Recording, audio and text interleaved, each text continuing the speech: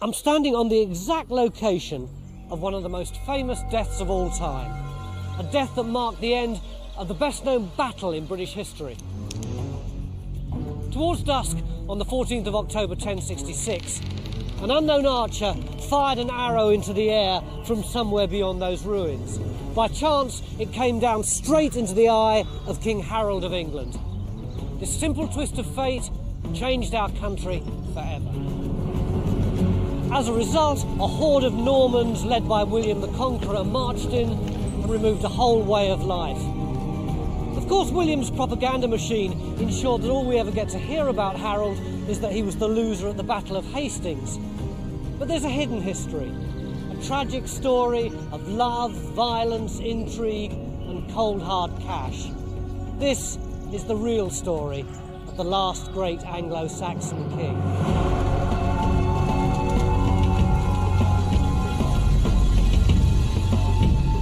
Tracking down the facts of Harold's hidden history means embarking on a quest across the length and breadth of Britain and over to the continent. Only by making this journey can we see how the events of his life conspired to set him on a countdown to the last fatal moment.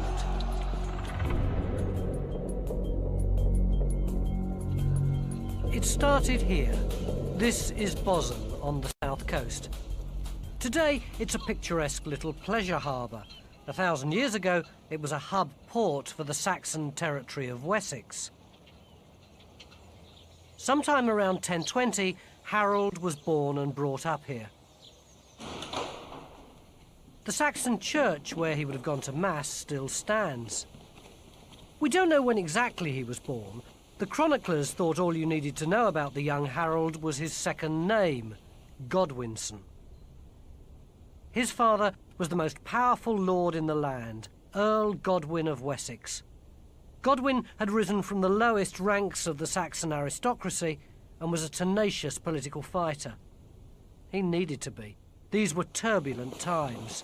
A stone church like this was also used as a military building. For centuries, the tower had been used to watch out for Viking raiders coming up the Solent.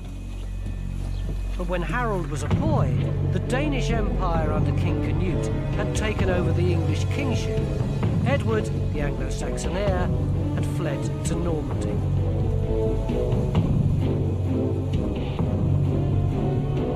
Earl Godwin had survived the takeover, marrying a Danish woman and giving his 3 oldest sons Scandinavian names: Sweyn, Harold, and Tostig. Yes, our English hero was in fact half Viking.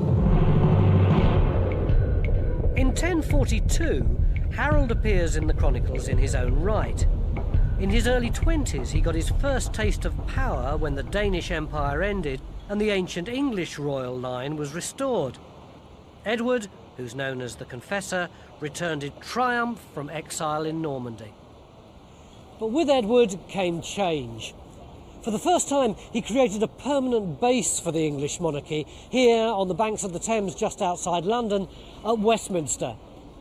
But Edward was a new boy and a stranger in his own country. He may have come from a long line stretching right back to Alfred the Great, but he'd been brought up in Normandy. He needed the support of the Saxon earls, and in particular of Godwin, who ran Wessex.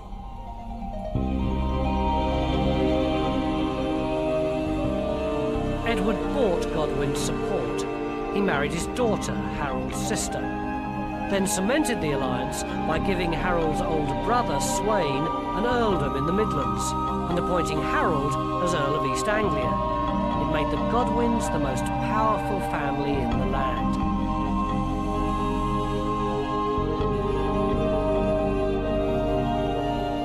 Harold was the picture of a Saxon warrior, blonde, bearded, and now with wealth, influence, and his own retinue of personal troops. Harold and his family were loyal to the king. They served for long periods with the navy, protecting the English coast from raids. Edward felt no obligation in return. Like any new boss, Edward wanted his own people. So he started bringing in Norman nobles and giving them pockets of land. He also began replacing English clerics with Norman churchmen. These were people who wanted religious reform, but also had a political agenda. And the most dangerous of these was the new Archbishop of Canterbury, Robert of Jumièges. It was said by a chronicler that Robert of Jumièges had such a hold over Edward the Confessor, he could point to a crow and say, "That crow is white," and Edward would agree with him. This guy was a schemer and a politician, and I believe that he was the prime mover in trying to badmouth Godwin and Harold and all the rest of the family in the eyes of Edward the Confessor, because there was so much mileage in it. If you could get rid of this most powerful family, you could leave the way open for the succession to the Duke of Normandy. But this isn't just a political story, it's a personal one too. Harold's career may have been kick-started because his father was so powerful, but his downfall was because of his family as well. His whole story is a dynastic tragedy, and the course of the nation's history was changed because his family fell apart. The first source of tension was Harold's sister. Edward's marriage had failed to produce an heir, and in those days, the woman was always to blame. Edward couldn't annul the marriage because the Earl Godwin and his sons were still so powerful. But the lack of an heir created external pressure on the family. They might have survived if their internal stability hadn't been threatened by the behaviour of Harold's maverick elder brother. Sweyn was a typical rich kid gone wrong. He was a bully and a hellraiser. He was exiled in 1046 to Denmark for keeping a nun prisoner as a sex slave, and all his lands were divided between Harold and his cousin Bjorn. But in exile, he behaved so badly that eventually Denmark had him thrown out again. So 3 years later, he turned up in England begging Edward for forgiveness. Understandably, Harold was indignant. All this time, he'd been doing his duty serving his king as a naval commander. Why should he now have to give back his lands to an aristocratic wastrel? Supported by his cousin, for the first time, Harold stood up to his father. Family unity was beginning to crumble. On one side stood Godwin and Sweyn, on the other, Harold, his brothers and cousin.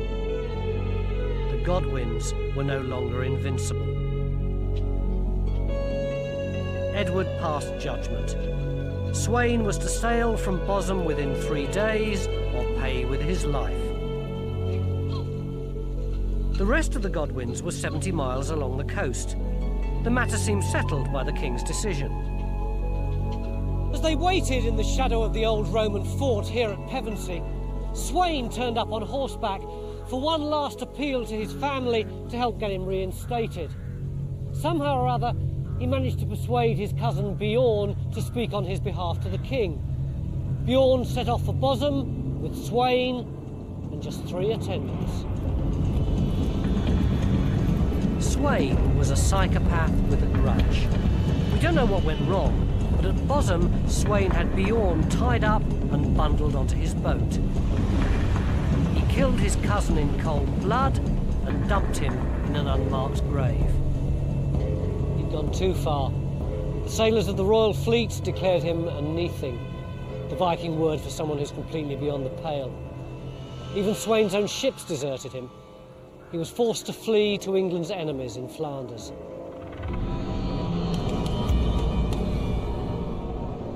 In spite of this universal condemnation, Earl Godwin lobbied for Sweyn's return. In 1051, he used his remaining shreds of influence to pressure Edward into allowing the murderer back.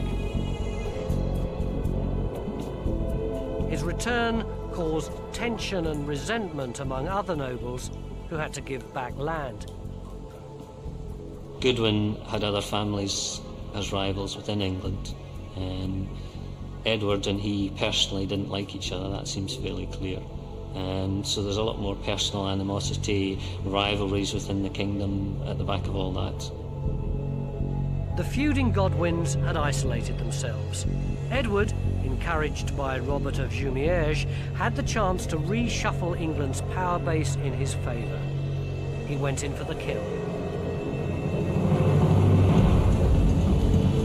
Edward set a trap for Earl Godwin.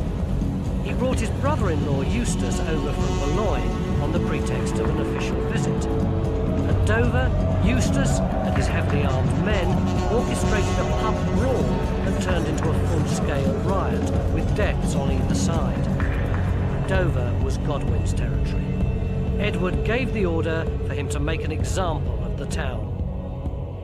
Godwin was faced with the choice of burning, looting and pillaging in his own homeland or disobeying the king.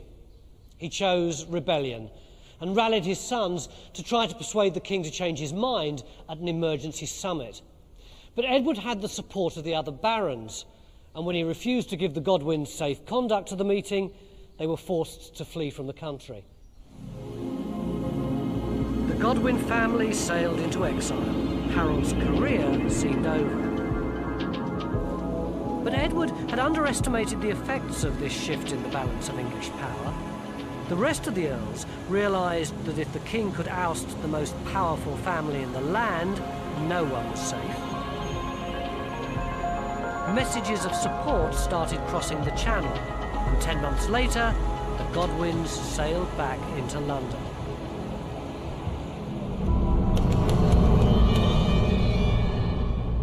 Harold and his father moored here at Southwark on the south bank of the Thames. Edward faced them across the river. In those days there weren't any bridges, so the Bishop of Winchester, Stigand, ferried back and forth, negotiating a humiliating climb down for the king.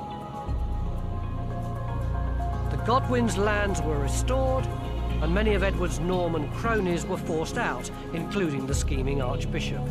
It was victory. Robert of Jumièges knew the game was up, and he fled immediately out of London before they came back to the court. And he killed several people on the streets before he left. This is the kind of churchman we're dealing with here. Then, within 6 months, first Sweyn and then Earl Godwin died, leaving Harold as the new Earl of Wessex. Harold and Edward could now start with a clean slate, but the crisis of 1051 was to continue to haunt Harold. When he fled England, Robert of Jumièges had snatched Harold's youngest brother and a nephew as hostages. He handed them over to his new master, William, Duke of Normandy.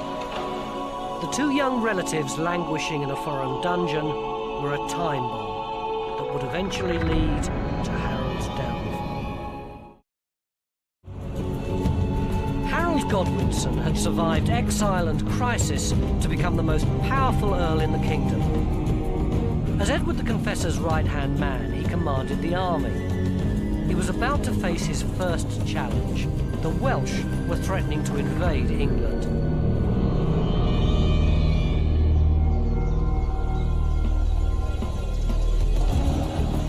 The border country of Hereford had always been vulnerable to attack. When Edward had brought Norman nobles to England, his motives were partly strategic. Over on the continent, the Normans had come up with the technology of the Motte Bailey Castle, an easily defended stronghold from which a lord and his men could dash out to give battle or retreat from an invading force without giving ground. The perfect answer to Welsh raids. The Norman castellans brought their technology with them. This is one in Ewes Harold in Herefordshire. It actually became one of Harold's personal possessions. Most people around here aren't even aware that it was a castle. It's known locally as the Mound, but it's actually of a classic Motte Bailey design. They'd have flattened all the area around here, got all the earth, put it over there where the trees are, and then they would have protected this inner mound with a wooden palisade and also protected the outer ring round here with another palisade. So it would have been virtually impregnable. And if you look over there, you can see what a superb position it was in order to stop the Welsh from raiding in the Golden Valley below. But King Edward had entrusted this key territory to a relative known as Ralph the Timid. The Welsh swept over the border, brushing Ralph's forces aside, overrunning Hereford and burning the Minster.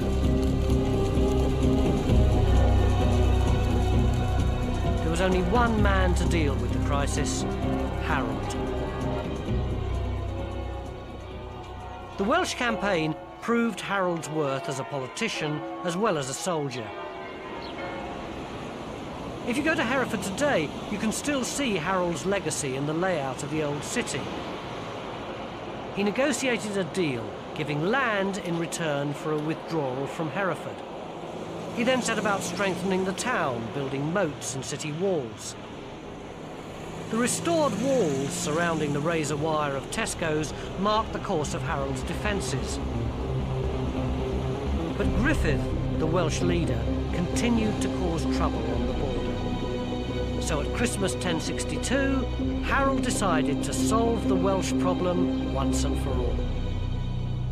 Wales was Afghanistan for England. It was a really dodgy place to get into because the English had heavier armed troops who could get bogged down in there and get picked off in ambushes. Harold came up with a radical solution, the Saxon equivalent of a commando unit. He decided the way to sort out Griffith was to make a lightning raid right into the heart of his territory. He first of all marched with lightning speed past Hereford and on to the west against Griffith's own castle.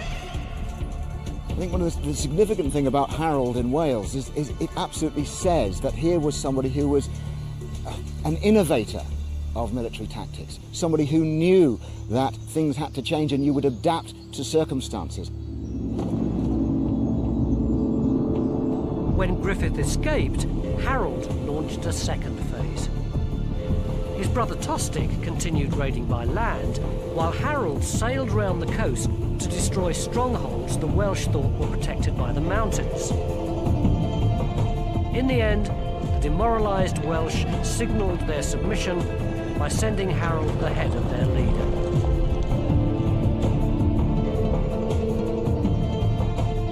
Harold was proving invaluable to King Edward, and he reaped the rewards of his position. His role as Earl of Wessex gave him estates throughout southern England. His Welsh success gave him land on the border as well. He was the equivalent of a multi-millionaire, and he lived the life. He loved the sport of hawking, which had the same sort of cachet as polo does today. He was famous for taking a hawk everywhere he went, and had Europe's finest collection of books on the subject. An 11th century man of means was expected to have a suitable wife, and Harold was no exception. Edith Swanneck was noted for her beauty. What was unusual for the time is that they also had a genuine relationship which lasted till Harold died.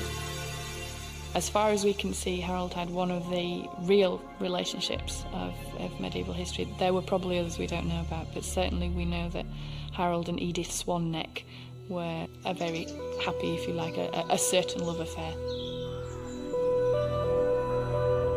In other matters, Harold followed the customs of the age. Rich men had a duty to fund religious institutions.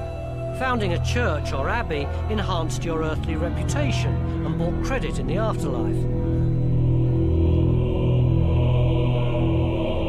King Edward, for instance, was spending a fortune on an abbey near his new base at Westminster.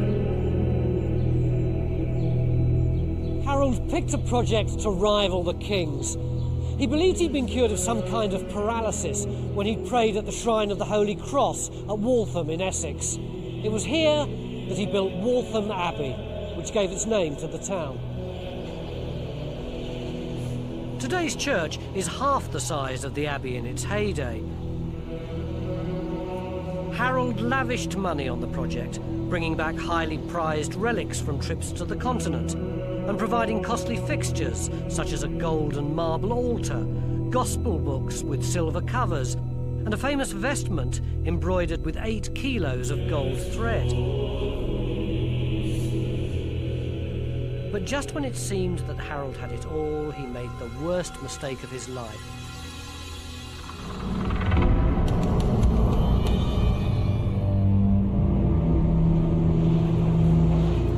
The chronicles tell us that in 1064, Harold set off across the channel from Bosham on a diplomatic mission to Normandy. The facts of the visit have been obscured by histories written after the Norman conquest. In order to justify William the Conqueror's invasion, they say that Harold was sent by King Edward to reaffirm a promise that William could be King of England after Edward's death. But this is Norman spin. Finding Harold's real reasons for sailing abroad involves a bit of detective work.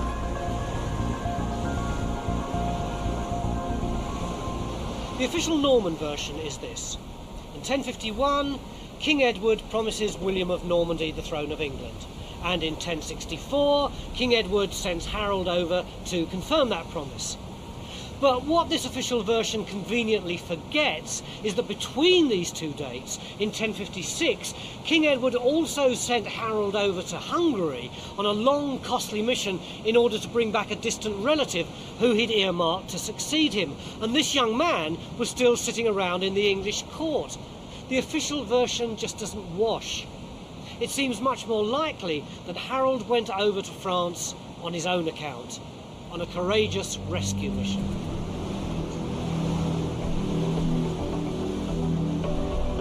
The hostages were the reason for Harold actually making his journey to Normandy. There was no reason to select an outsider, a foreigner, as king, one who probably would not have been accepted by the English nobility. When Robert of Jumièges had fled back to the continent with Harold's relatives, he'd encouraged William of Normandy to believe that he'd been promised the English throne by Edward. 12 years later, Harold goes on what he thinks is a straightforward mission to negotiate the release of his brother and nephew, but he doesn't know about the promise to William. He wasn't aware of the fact that William was ambitious to take control of England and was therefore waiting to exploit any opportunity to do so. Harold basically walked into a trap. To find what happened next, you have to come here to Bayeux in Normandy to see a document made within a decade of Harold's visit. This is where Harold's history starts to be told, not just in chronicles written down by monks, but in the first comic strip ever, the Bayeux Tapestry. It's an extraordinary piece of work. If you've only seen reproductions, you haven't got any idea of its scale or the detail of the embroidery. It's 70 metres long. It was originally commissioned to be hung in the nave at the cathedral here in Bayeux. And who made it? English seamstresses at Canterbury. The tapestry shows that things went wrong for Harold from the start. He was blown off course, made a forced landing up the coast, and was taken captive by the local baron. The man who came to the rescue was William, Duke of Normandy. Harold was safe, but his bargaining power was destroyed. He now owed his life to the man who was to be his downfall at Hastings. Harold was out of the frying pan into a blazing inferno. In the year 1064, Harold Godwinson set out on a mission to rescue his brother and cousin who'd been given as hostages to William, Duke of Normandy. But his stay soon turned into something much more complicated and sinister. Half-honoured guest, half-prisoner, he was now a member of William's entourage and was reluctantly dragged round the ducal strongholds, like this one at Caen. Between William and Harold, there now began a subtle political game of cat and mouse. You didn't keep the most powerful English earl a virtual prisoner unless you wanted something. Harold knew that he was part of a wider political agenda, hatched by a man who'd forged a reputation as one of the hard men of Europe. His father died when William was a boy on pilgrimage to Jerusalem, and he spent his formative years fleeing across Normandy with various tutors and uncles to actually keep alive. So by the time he got to 1820 and actually had rule of Normandy, he would have been quite a tough person. He had formed himself in a way that he brooked no opposition. William had established a fearsome military empire. The Normans weren't French at all, but descended from Vikings. When Harold joined William on a campaign against the Duke of Brittany, it gave him a chance to assess Norman tactics and prove his own worth as a warrior. The Normans were actually very impressed by Harold. William's force was crossing the river Couesnon, which flows into the sea at Mont Saint-Michel on the borders of Normandy and Brittany. And suddenly, Harold noticed that some of the knights were sinking in the quicksand. And quick as a flash, he wrapped his arms round the chest of one of them, yanked him to safety, then went back in and rescued a second one.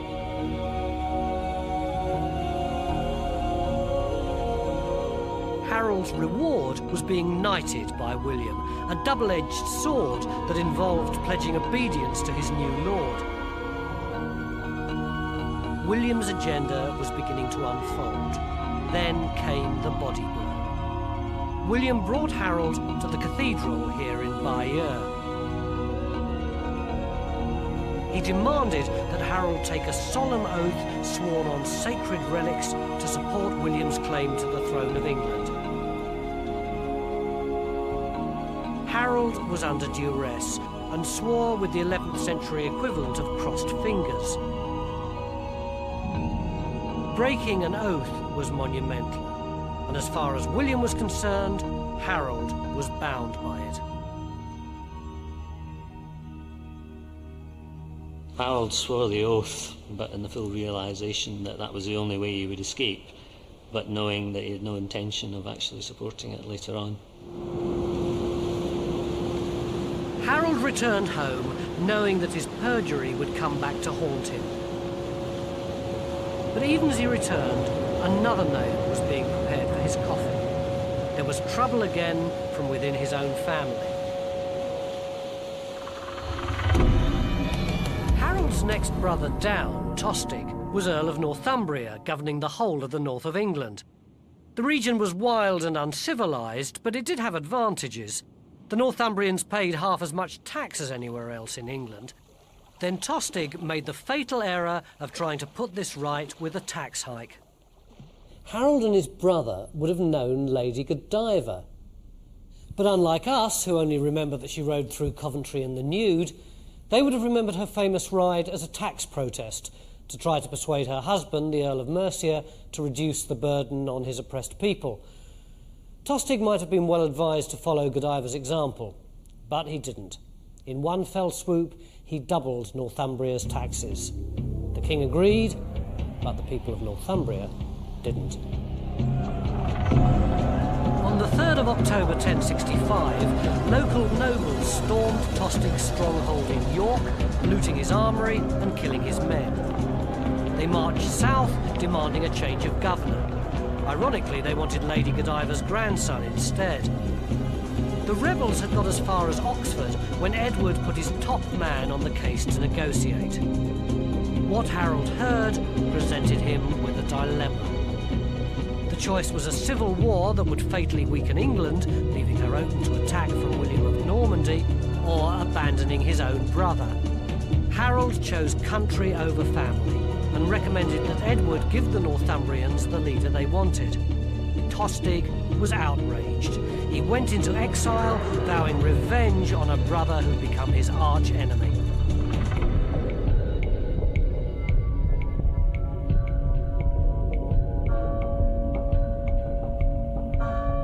King Edward never saw the consecration of Westminster Abbey. The nobility who'd gathered for the grand opening were to witness a far more important drama. Edward had fallen sick on Christmas Day. He swiftly deteriorated and died on the 4th of January. On his deathbed, he altered the succession in favour of Harold. The existing heir was too young, easy meat for William of Normandy.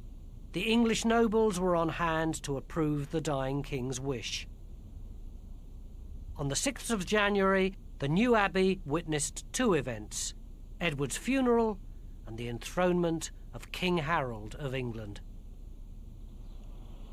Harold Godwinson was the only man whom you could elect as king if you were in your right mind in England in 1066. Long before Edward died, they were expecting an invasion from Norway, a possible invasion from Denmark, and certainly an invasion from Normandy as soon as the old king died. By the time news of Edward's death reached the continent, Harold's accession was a fait accompli. William didn't take it well. He was out in the woods hunting when a messenger brought him news that Harold, his sworn man, had taken the crown for his own. They say he went straight home without a word and sat for hours with his head buried in his cloak. Errol stood with his forehead against a pillar, trying to cool the rage within. Then, when he'd recovered enough to speak, he called a council of war.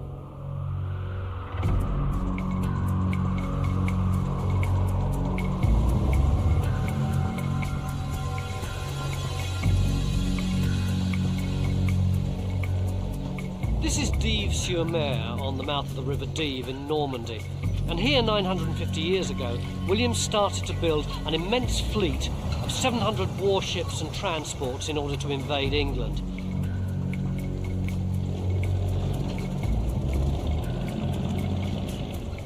It was warfare on an industrial scale.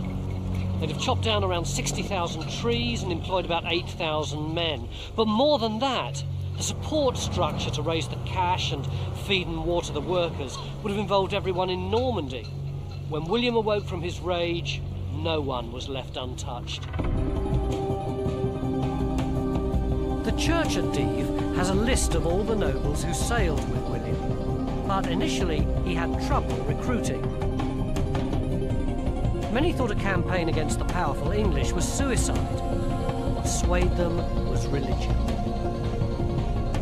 William managed to persuade the Pope that his invasion was a crusade against an English king who broke oaths and an archbishop who hadn't been properly appointed by the church.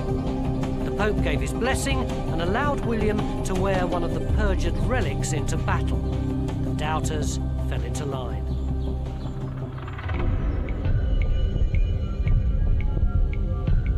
Harold called out the English reserve and stationed them along the south coast.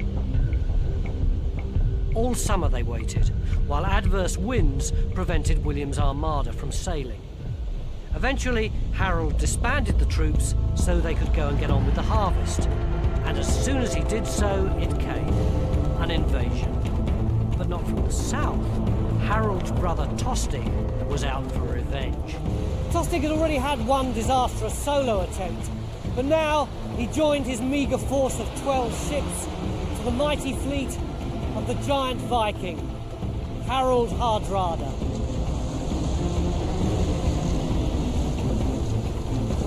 Hardrada had built up a reputation right across Europe as a ruthless warrior.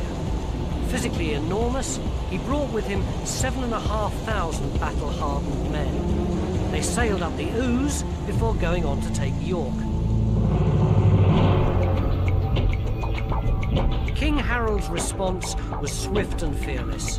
He decided on the same sort of lightning strike that had paid off against the Welsh. He headed north, arranging for troops to meet him as he went, force marching 25 miles a day. It was a tremendous logistical feat. He had to march 190 miles up the Great North Road, which was little more than a cart track.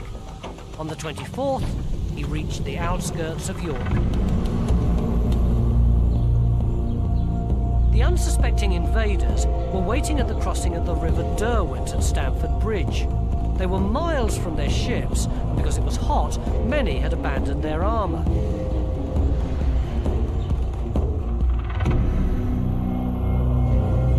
At dawn, Harold marched on York. The townsfolk flung open the city gates, and Harold's forces marched right through and on to Stamford Bridge, 6 miles beyond. As Harold arrived on the horizon, the invaders saw the Saxon weapons glittering like a field of broken ice. The Norwegians were caught on the hop. Quickly, they moved back to the far side of the bridge to give themselves the chance of forming a decent defensive formation. The story goes that the entire Saxon advance was held up by one fearsome Viking who held the bridge single-handedly, killing 45 men until a crafty English spearsman waded out into the river and thrust upwards into the unprotected area underneath his chain mail. Then the English swarmed across the bridge and battle proper was joined in the old warrior tradition. 2 shield walls hacking at each other until a breach was made. The front line would bend down. Then the next line are like this, and then the next line, so you've got a whole built-up wall of shields interlocking. The principal weapon is still always the sword, which can be used to strike over the shield wall, either cutting or thrusting. They would also use SWAT squads, and that's where you would get the famous two-handed axe. Hopefully punch a hole in the enemy shield wall, and then they could deploy back again inside their shield wall. The battle was fierce, bloody and final. The survivors sailed off in just 24 of their original 300 ships. 60 years later, the piles of bones from the rotting corpses were still a local landmark. Harold had won an extraordinary victory against one of the most renowned warriors of the age. Ever the diplomat, he allowed the remnants of the defeated Norwegian army to leave in peace, provided they promised never ever to return. They were true to their word, and Harold Hardrada's incursion was the last great Viking assault on Britain. In other circumstances, it would have ranked alongside Trafalgar or the Battle of Britain. But the celebrations were short-lived. Devastating news arrived from the south coast. There he was, feasting with his men, having fought off the most terrible threat to England. And then news comes that this guy from Normandy has landed as Pevensey. So it's like Who Wants to Be a Millionaire? You're almost there. Win the next battle, and you not only have England secure, but you are the greatest king that ever ruled it. So Harold rallied his weary troops and headed south to meet his destiny. At Stamford Bridge, King Harold had pulled off one of the greatest victories in British history. But 3 days later, William of Normandy landed at Pevensey, 250 miles to the south. Harold had another mountain to climb. William swiftly decided that the Pevensey marshlands were indefensible. He moved to the hilly country near Hastings. The next day, news reached him of Harold's great victory. Not wanting to make the same mistake as Hardrada, William decided to dig in near his ships and ravage the nearby countryside. The Bayeux Tapestry gives the first ever portrait of the effects of war on civilians. A mother and child flee as refugees from their burning home.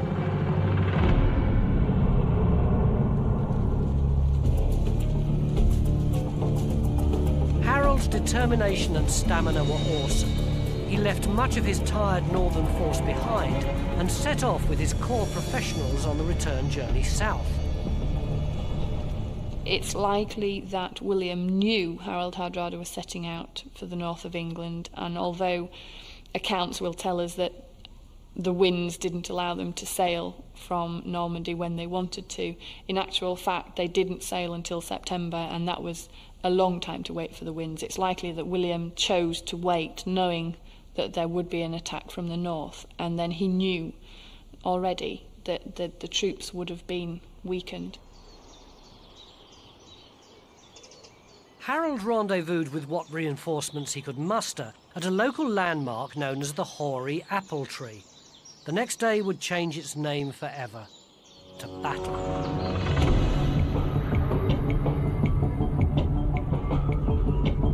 Harold only had to survive the battle to leave William without reinforcements or escape. He took up the perfect defensive position on this hill. The abbey was built later specifically to mark the spot. Harold had chosen his ground well. He lined his men up for about 200 metres in each direction. This wall was built to echo that formation. A shield wall, 4, 5, even 6 men thick. The king and his knights rode to the battle, but when they got here, they got off and took their place in the wall along with everyone else. Harold probably used what was the most suitable, the most appropriate technology for Hastings. He was defending a hill. He was shutting off the road to London. He was essentially a defensive action. At 9 o'clock in the morning, the battle started with the blast of trumpets. As the Normans struggled up the hill in their full armour, they could hear the din of the Saxons shouting and beating their shields with their weapons. In the middle of them was King Harold with his battle cry of Holy Cross.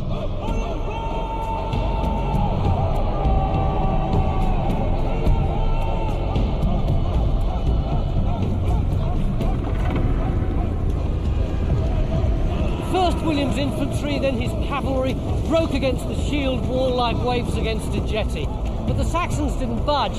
In fact, it was the Normans who broke first. A sudden panic by the men of Brittany on William's left flank spread throughout the entire army. Word had got round that William had been killed. A retreat started that threatened to become a rout. The first time that Harold's wall broke and followed the Normans down the hill, arguably they thought the Normans were defeated, and arguably the Normans were defeated at that point. It was perhaps Harold's mistake that he didn't commit all his forces on that first retreat down the hill. But it was only William's horse that had been killed. Realising the problem, he lifted his helmet so that his men could see that he was still alive. He rallied them and they regrouped. They cut off the pursuing Saxons, who formed a small defensive circle over there, where slowly they were hacked to pieces. Because the horses were able to turn quickly and come back onto those men and wipe them out, maybe William then saw the advantage of this, because time and again William used it that afternoon and late into that evening. They would ride up to the shield wall and then feign going away, and they would be parting, and then turn quickly and come back onto the enemy and little by little cut down the Saxons.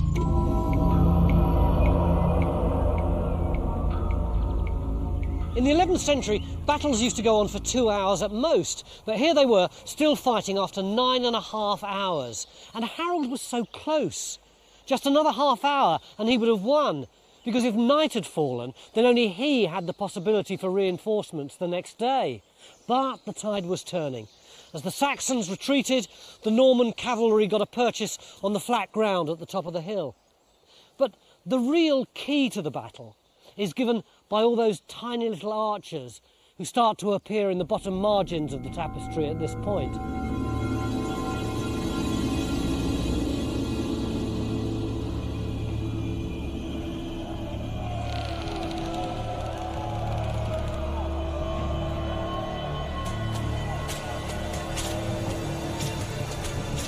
It was one arrow that really made a difference.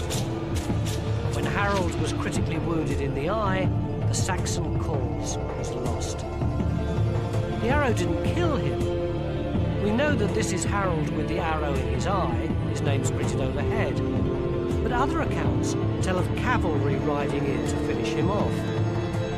It seems that this whole scene is a storyboard. This is Harold. So is this.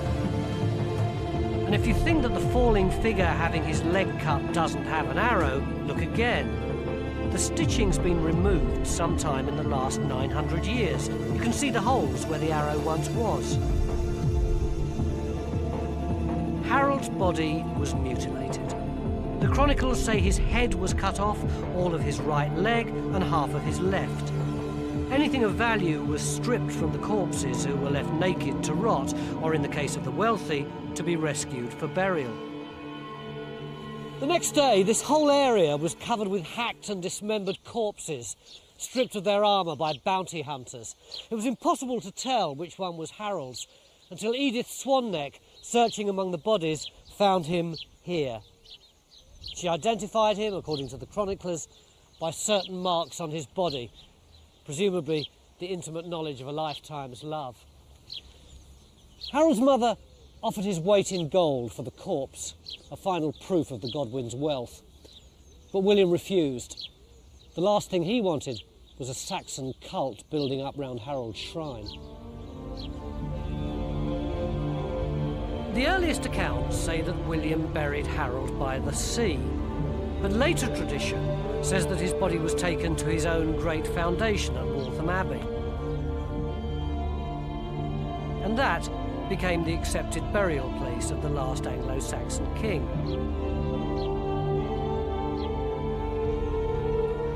But now new evidence has emerged to challenge that tradition. A A historian in Bosham, Harold's own home, has made a vital connection between the 11th century records and a local archaeological discovery. The people of Bosham had always known that King Canute's daughter was buried in their parish church right here. But then in the 1950s, when some heating was being put in, they discovered another important tomb next to it, here. Well, they opened up the tomb, naturally, and they thought it had been vandalised, quite frankly. And there was no head, and there was the right leg missing entirely, and 2/3 of the left leg was not there either. But in the tapestry, there's only the one leg being hacked. You're talking about the head missing and the other leg. There were 2 accounts that came out, one by the Bishop of Amiens, which described the injuries sustained by the body. That came out in about 1067, about only a year after the conquest. And there he gives exactly that description. The head was cut off, one leg was thrown away, and the tapestry completes the picture with the other leg being cut off. Hence, just a mutilated body. And then William of Poitiers also really confirms it. He said he was buried by the seashore. And what do we have here? The seaside. Bosham became William's personal estate after the conquest.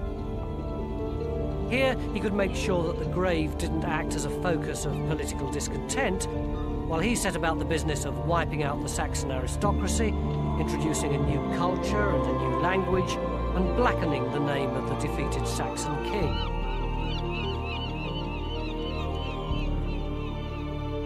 I think that this country should erect a splendid monument to Harold.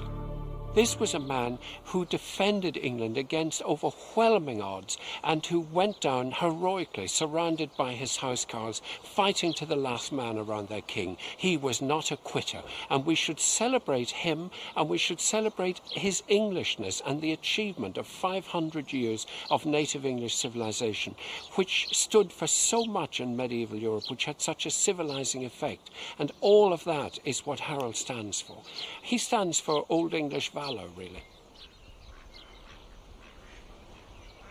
I've been all over the country looking for the real Harold, and what I've found hasn't been a loser, but a charismatic leader who, if it hadn't been for a twist of fate, might well have ended up as a national hero in the same mould as Elizabeth I or Nelson or Churchill.